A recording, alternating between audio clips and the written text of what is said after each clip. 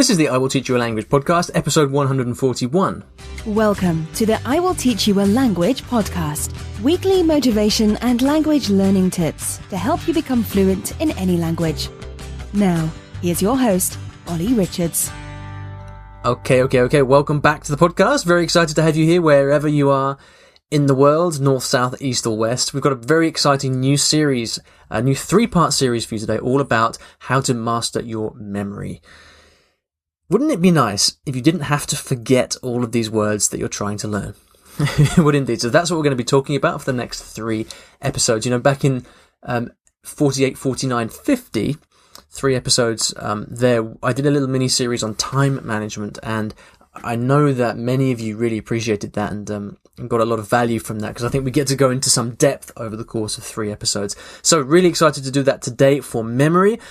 I'm going to get right in, but before we do that, I'd like to thank the sponsors of the show, the people who help keep the show on the road, so to speak, which is italki, and it's the best place, in my view, to get language lessons with native speaker teachers of the language that you're learning. And if you'd like to get a free lesson, in fact, it's $10 of free credit when you sign up, you can go to iwillteachyoualanguage.com/free lesson.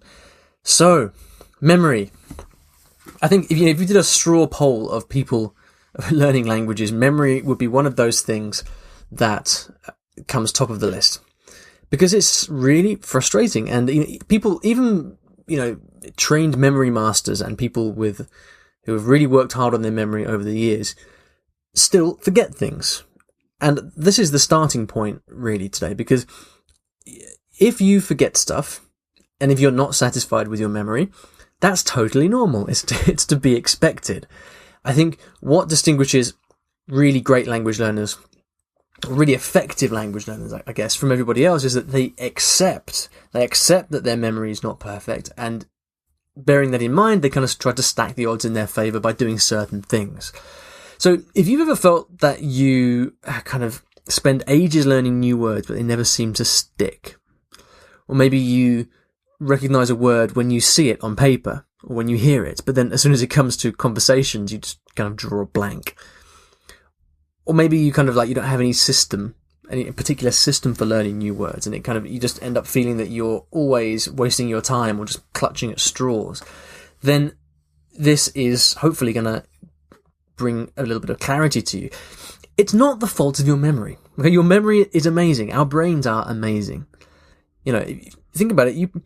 In the language that you're learning, you probably remember a ton of vocabulary, stuff that you saw once in a book, maybe when you were a complete beginner, that you still remember now. Okay, so you do remember lots of things. They just, more often than not, they're just not the ones that you want to be remembering, right? Often when you, despite all the studying that you do, when you actually come to speak, everything just gets a little bit confused, and you just can't access the words that you've been trying to learn and trying to study. So we need to start off by saying that it's not a problem with your memory. Your memory is amazing. What you lack is a reliable system for harnessing your memory and practicing it in such a way that not only that you can actually reliably remember new words and phrases, and the words and phrases that you want to remember, but also that means that you can practice them in such a way that you can actually use them in conversation, recall them on demand, so that it's not just a kind of memory exercise, but it actually helps you speak the language more fluently at the same time. And it's perfectly possible to do this with a bit of training. I think one of the things about memory is that, I would guess that you have never done any memory training, or you've never actively tried to improve your memory or learn about your memory. Am I right? I mean, I know I certainly haven't. I've just kind of developed this stuff over many, many years of paying attention and teaching, really. Most of us have never done any specific dedicated memory training. And so, really, it's little wonder that we don't have great memories often. We just haven't worked on it. So again, this is what we're going to try to talk about in these episodes here.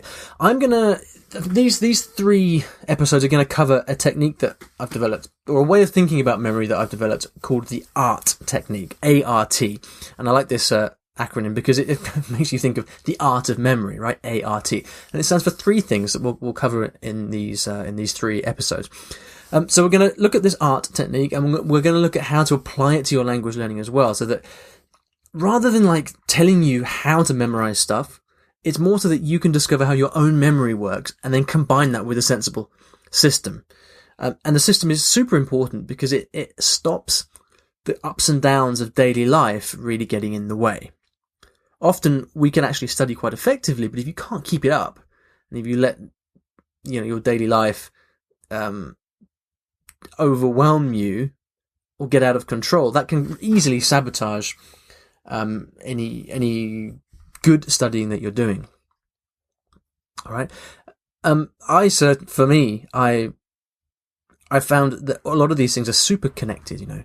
The better that I have got at controlling my time, the better my memory ends up being, the faster I improve in my languages. So it's all related, and the journey of becoming a good language learner is just understanding all of these things. English, according to an estimate in 2014, has 1,025,109 words. Okay, now that's obviously an estimate. The point is, it's got a lot of words, well over 1 million words, right? But did you know that the top 1,000 words in English, the most frequent 1,000 words in English, account for 85% of all words that are used? And it's just done using certain corpora, which are kind of huge collections of texts of different kinds. So I'll just repeat that. English has over 1 million words, but 85% of the words that we actually use on a regular basis are accounted for by only 1,000 of those words. So what's the implication for this? What does this mean for you as a language learner? Well, obviously what it means is that if you're not careful, you can spend all of your time learning words that you'll never actually use. All right? On the flip side, if you learn the right words, and by right words I mean the words which are likely to come up, that you're likely to use, obviously beginning with these top 1,000 words, then you've got a huge boost. And that's clearly the shortcut. If you imagine that you take an old textbook which uses a lot of literary language, and you spend all of your time memorizing hundreds of words from that textbook, if they are not words that we actually use in conversation, then it makes sense that all that study in that textbook is not going to contribute one bit to your fluency. I mean, you will learn other stuff. You'll learn about how the language works, but the vocabulary in itself you will not need to use. Okay, so you need to be selective about the words that you choose to learn. Some words stick naturally, and that's great. It's always cool when that happens, but you can't rely on that. So the point of this, what we're talking about today, is that you need to have some kind of system to account for all of the stuff that doesn't stick naturally. And for all the stuff that doesn't stick naturally, which is most things, let's be honest, most vocabulary doesn't stick. This is the point where you have to be selective. So the first principle in memory is that before we even get to the memory stuff, the first big decision you have to make is, what words are you actually going to choose to learn? All right? Learn the wrong stuff, it won't contribute to your fluency at all. Learn the right stuff, you'll suddenly find yourself with vocabulary that you'll want to use all the time. All right? Hopefully that makes sense. It's fairly intuitive. You've only got a finite amount of time to study. You can't study for 1 million hours a day. And even if you could, you wouldn't be able to concentrate for that time. So with the limited time that you've got to make sure that you choose vocabulary to learn that makes sense. Now, the tricky bit can sometimes be deciding which words to learn. Now, I could go into a lot of depth about this. I've spoken about it a lot before, made videos and things, but the basic principle is, as you're studying your target language, you will encounter a large amount of new words. Okay, just pick up a textbook or browse the internet. You're going to find a lot of new vocabulary. Essentially, your job is to look at these texts that you're reading or the language that you're listening to, and to think to yourself, of all of this vocabulary, what is going to be the most useful for me? What is going to be the most useful for me? Now, again, your brain might remember some of it naturally, but we need a system so that we can actually memorize things more reliably. Now, I mean, for me, the reason that I learn languages is generally to speak with people. I like Conversation in the language I'm learning is my main goal. So when I'm thinking about this question, what vocabulary is going to be most useful for me, I'm basically thinking to myself, what am I most likely to want to say in the language? Or what am I most likely to hear on a regular basis? So I think about, for example, in the case of Cantonese, I think about how, where, and when I actually speak Cantonese. And then I think, okay, of all of these 100 new words, which ones am I most likely to either hear or to need when I'm speaking? And those are the ones that I make the decision to learn. Okay, so this is where ART comes in, A-R-T. The art of memory. It's an acronym, like I said, that's going to help you, hopefully, when you know, moving forward, when you think about memory, when you ponder the whole thing of memory or wonder how you can remember stuff, this acronym is going to help you come back to it and hopefully remember all the things that you should be doing. So let's talk about the A in ART. What is A?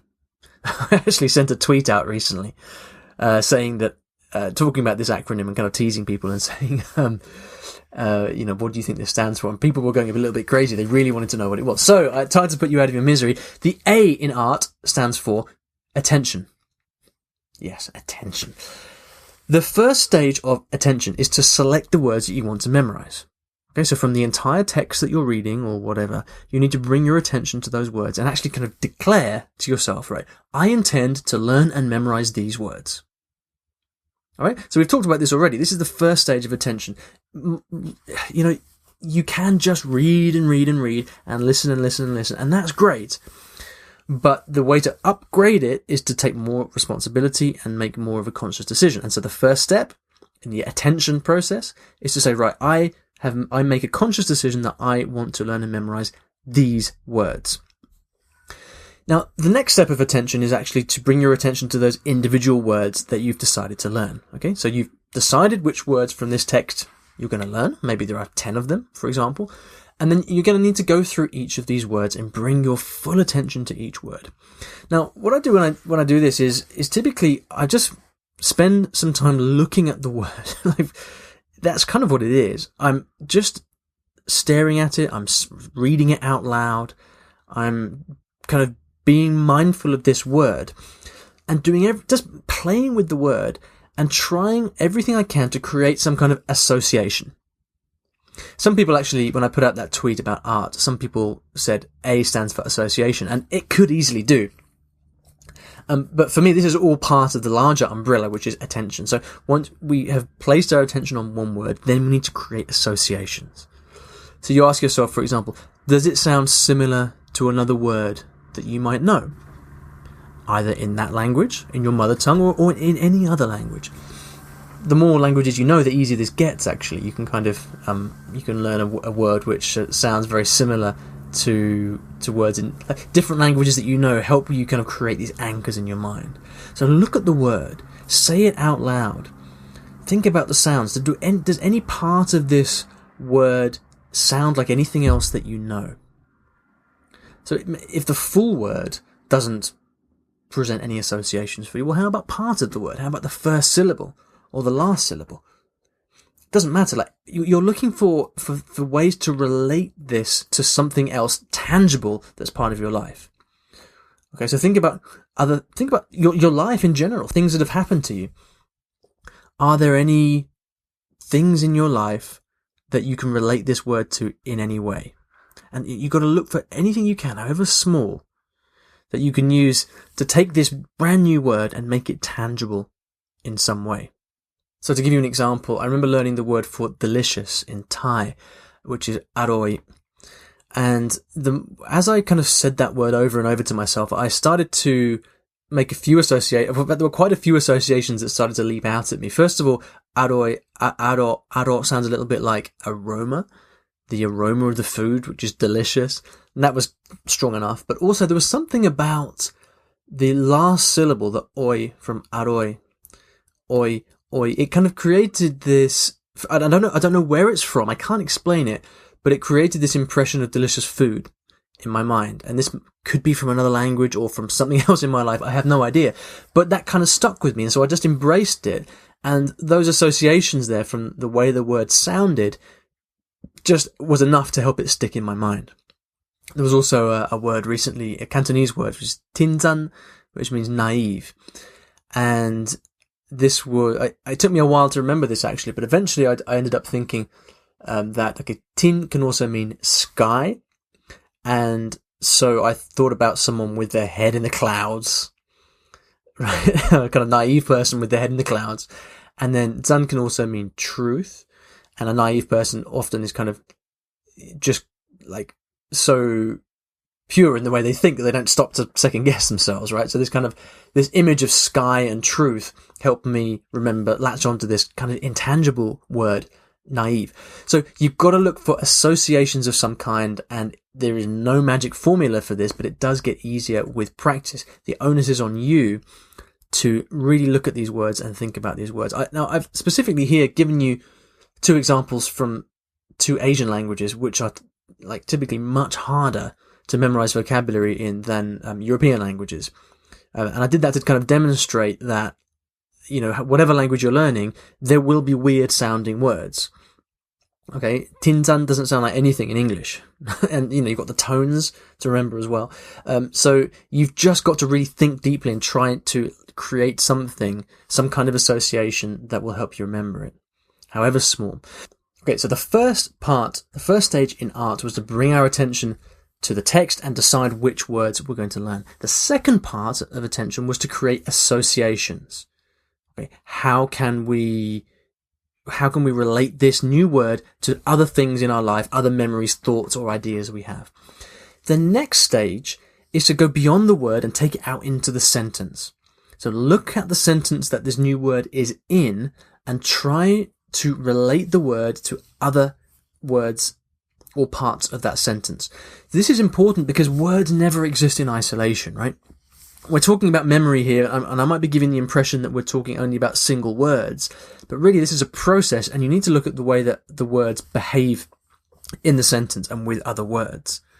And often what you'll find is other words in the sentence really help you make sense of and remember a new word. So if you're learning English, for example, and you come across the word risk, maybe that's new for you, you might look earlier on in the sentence and find a verb that goes with the noun risk. And that verb will probably be take, because in English we always say to take a risk. We don't say make a risk or have a risk. We might do, I guess, but generally the collocation is take a risk. So if you can look for these patterns and look for other things that this new word is associated with, that's going to make it much easier for you to then form these connections in your mind and then remember the words, right? So always look at the context that the word is in and see what you can do to, again, create these stronger ties in your brain. Now, this is all quite intangible, and I get that, but the brain and the mind and the memory is an intangible thing. Why do we remember some things and not others? Usually in our own lives, the stuff that we remember is down to emotion, right? I know I'm often told that when I talk about previous countries that I've lived in, like Japan, for example, I only remember the good things and I forget the bad things. I selectively forget the stuff that I didn't like about Japan and just tend to remember the good things like the food. Our memories are like that. And so you've got to, with this whole memory thing, you've got to engage with the vocabulary on an emotional level, which is why I'm talking about trying to create these associations between the word and the rest of your life. Okay. So that is the first part of art. In the next episode, we're going to talk about R and what R stands for. You can take a guess, maybe. If you think you know the answer, you could head over to the show notes, which will be at IWTYALlanguage.com/episode 141, and let me know what you think it's going to be. But for now, between this and the next episode, what I'd like you to do is to go through a text that you've got, bring your attention to it, decide which vocabulary items you should learn, which are going to be most useful to you, and then really spend some time with them. Go into depth and try to create these strong associations. Okay, that's your homework for this episode, and I'll see you back in a couple of days for part 2 of this series. Hope you enjoyed that. See you in the next episode.